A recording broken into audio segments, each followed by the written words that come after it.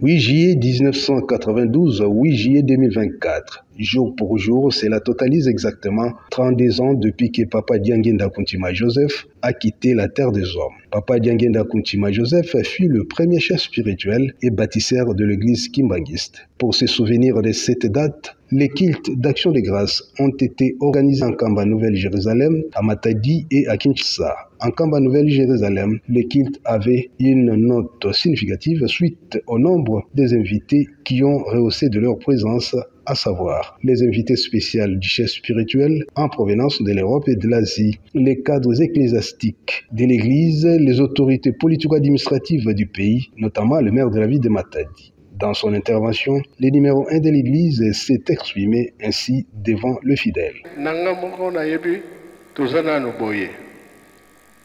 So that means that he's showing that we are all almost like we all, for the moment, we are like that.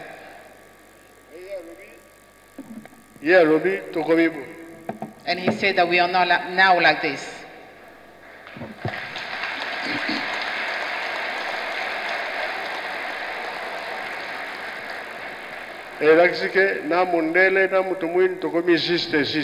So that means that black people and white people are equal.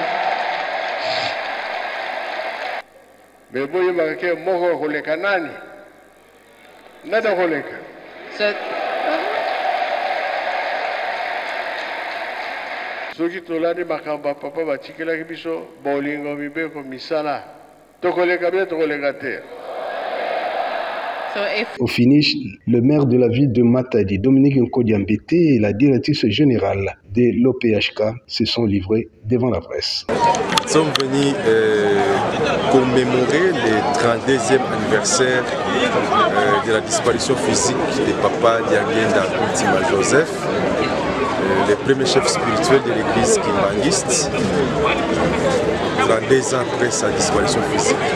Nous sommes là, ces vrais enfants, nous sommes là parce qu'à des occasions pareilles, il n'y a que les fils maison qui comprennent l'importance et la signification de toutes ces fêtes, de toutes ces journées historiques de l'église kimbanguiste. Nous sommes là pour commémorer cette journée ensemble avec tous les fidèles kimbanguistes parce que nous avons beaucoup de bons souvenirs de Papa Dianguinda Kountima.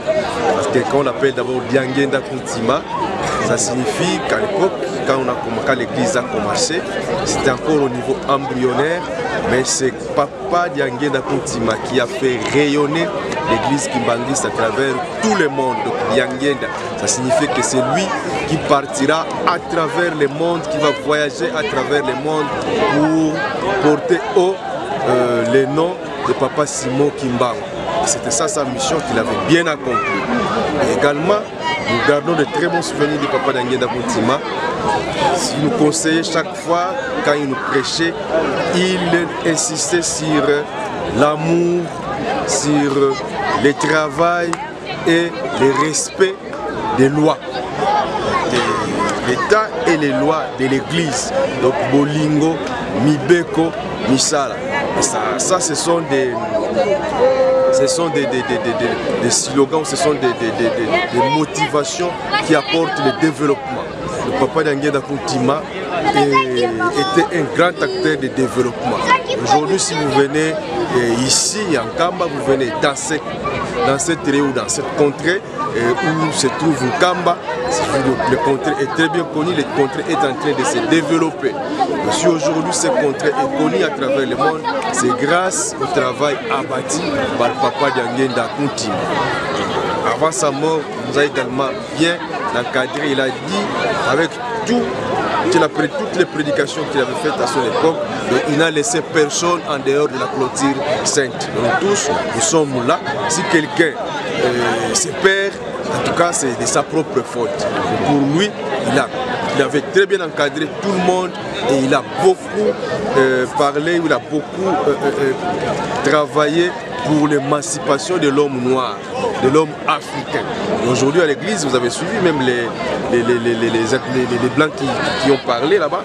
Je vous dis aujourd'hui qu'entre l'homme noir et l'homme blanc, c'est le même niveau maintenant. Et ça, c'est depuis l'époque de Papa Simon Kimbangu lui-même qui avait dit que l'homme blanc deviendra l'homme noir et l'homme noir deviendra l'homme blanc. Et Papa Dianguenda également avait beaucoup insisté sur ça. Il avait beaucoup insisté sur l'émancipation de l'homme noir. Et aujourd'hui, les fruits sont là. Chaque fois qu'il y a une fête qui concerne ces grands hommes spirituels de notre pays, de l'Afrique et de l'univers, nous sommes là pour dire oui, pour témoigner notre reconnaissance à toutes les œuvres et à l'héritage légué par Papa Dianguenda. Le 8 juillet nous rappelle la transformation